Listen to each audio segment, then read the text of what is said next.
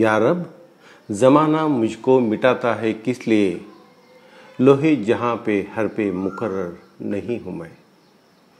मित्रों, दिवाने गालिब चालताना माझी नेहमीच अशी गोची होते बरं का.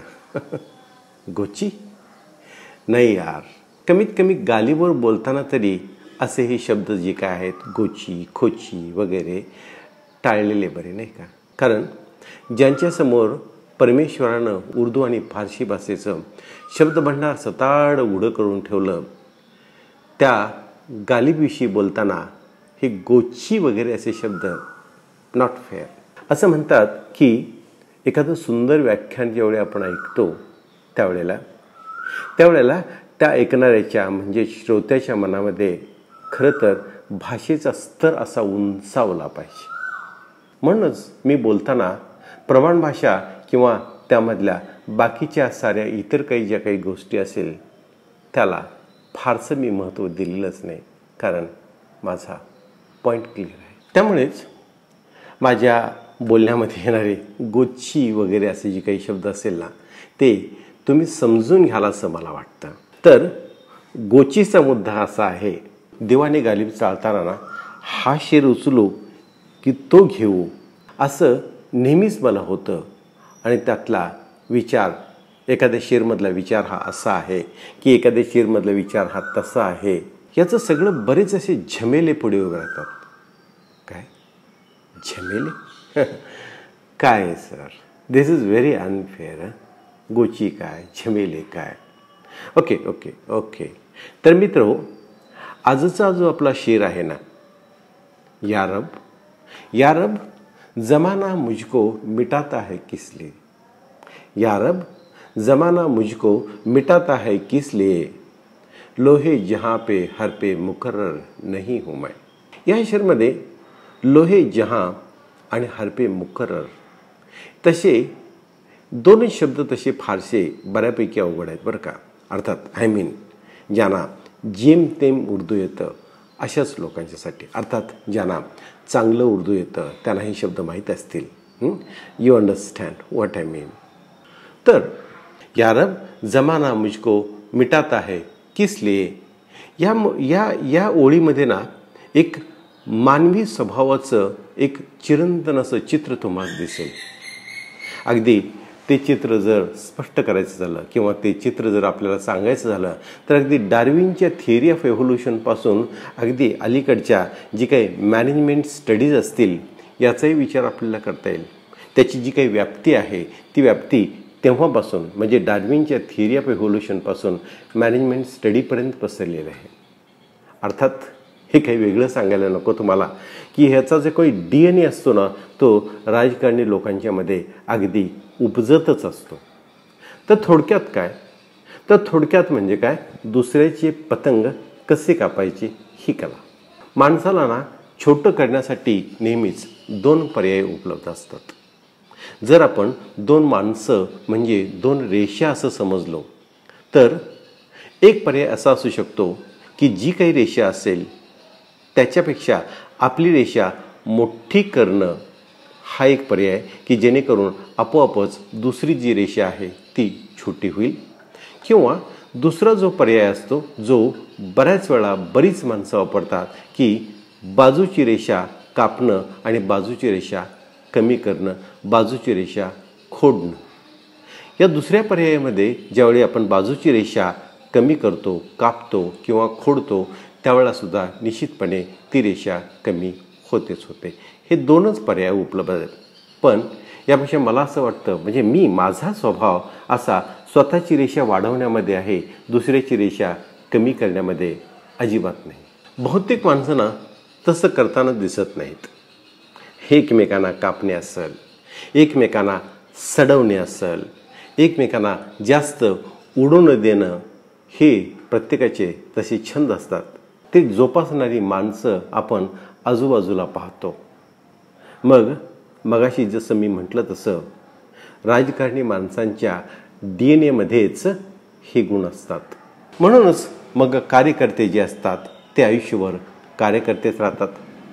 त्यांच्या हाताचा जो काही झेंडा असतो तो झेंडा कधीच असा उतरत नाही, तो झेंडा त्यांच्या हातातला कधीही सुटत नाही. बापानंतर त्यांच्या पोरांची सेवा त्यांना करावी लागते. जसं काही वरती चढायची शिडीच अशी कापून टाकली की काय असं असतं.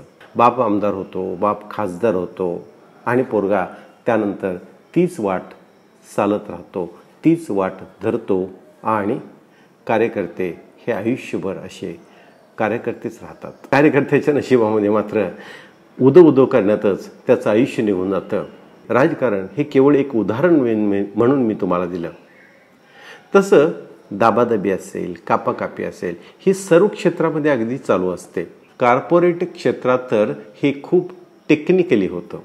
जर एखादा ब्ल्यू स्काय थिंकिंगवाला असेल तर त्याला बॅक बर्नरमध्ये कसा ठेवायचा हे त्या टीम मॅनेजरला अगदी बरोबर कळतं. त्याचं जे काही म्हणून निंजा टेक्निक असतं ना ते त्याला अगदी माहीत असतं.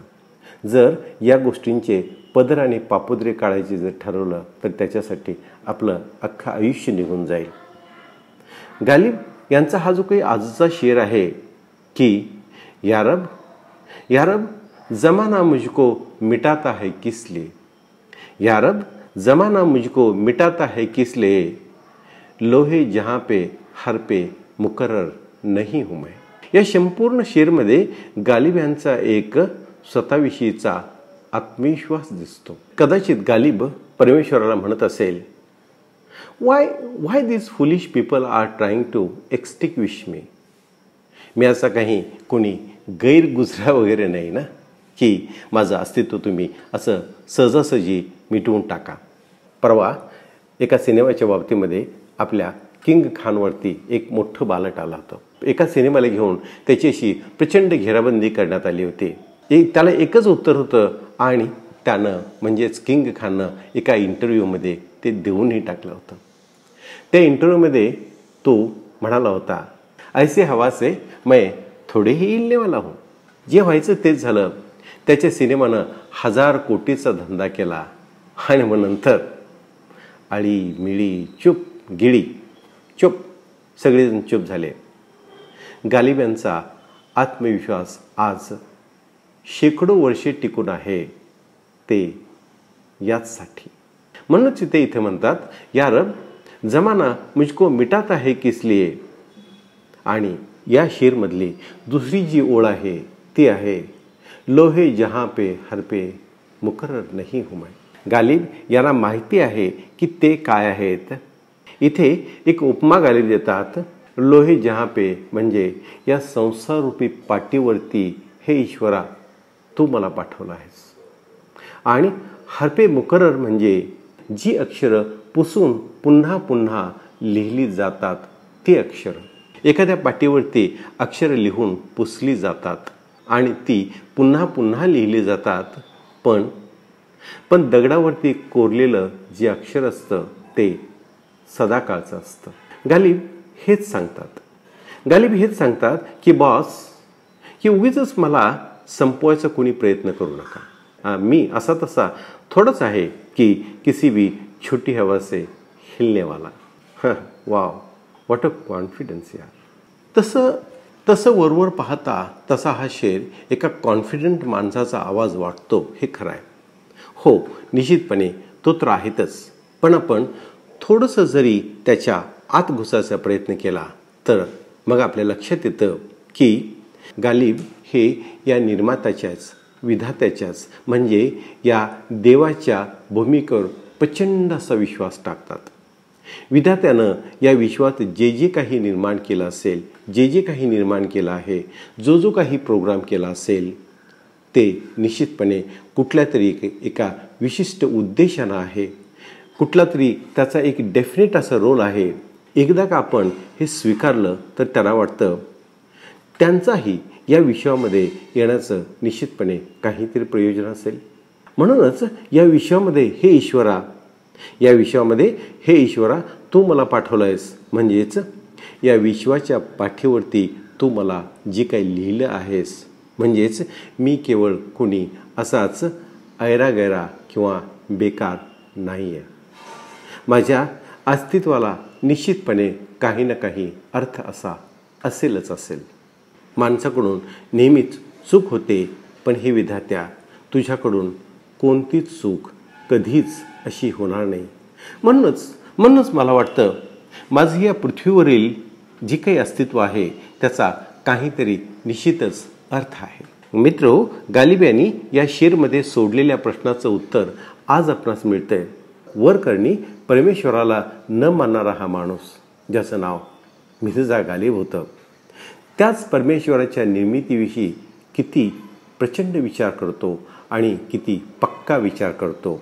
त्याच्या आस्तिकतेविषयी आणि नास्तिकतेविषयी विचार करणारी जी काही मंडळी असतील ना, त्यांनी पुन्हा एकदा आपल्या स्वतःच्या आस्तिक आणि नास्तिकतेविषयी विचार करावा असंच आहे. गालिब यांचा जो काही शेर आहे तो आपल्या ऐहिक वास्तवाविषयी जाणीव करून देणारा तर आहेच आहे, पण त्याचबरोबर आपल्या येण्याचं, या विश्वामध्ये येण्याचं प्रयोजन नेमकं कुणीतरी योजलेलं आहे हेही नकळत गालिब आपल्याला सांगतात.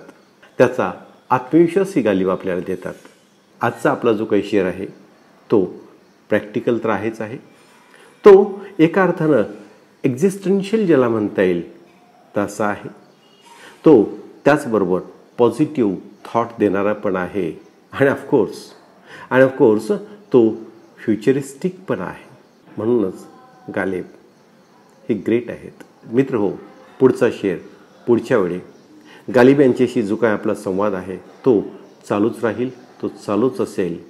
मला वाटतंय थोड्या ना थोड्या अर्थानं गालिब तुम्हाला समजत असेल. जास्त समजून घ्यायचा तुम्ही प्रयत्न करावा ही माझी प्रामाणिक इच्छा आहे. See you next time. All the best. Thank you.